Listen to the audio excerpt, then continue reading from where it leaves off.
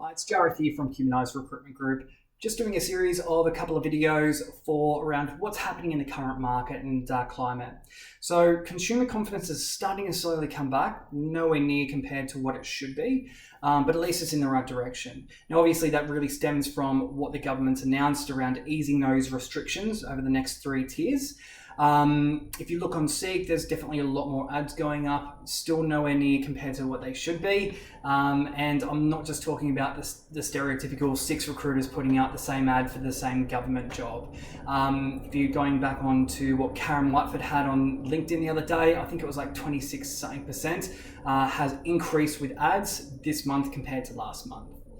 Now, a lot of the conversations that I'm having at the moment, especially managed services land, they've got the budget, they've got the workload, no one's just pulling the trigger at the moment. They're just still a bit hesitant. They want to see what's happening and just make sure that they're committing to bringing on that additional headcount.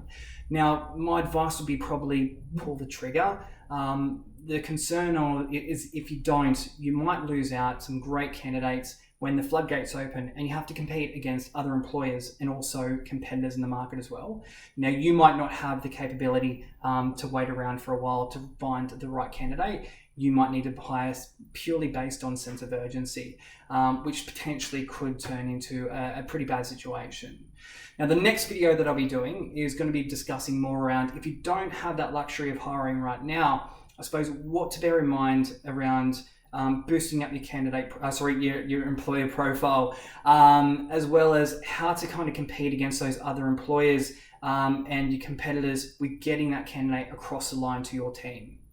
As always, if you have any further questions, feel free to hit me up on the details below. Cheers.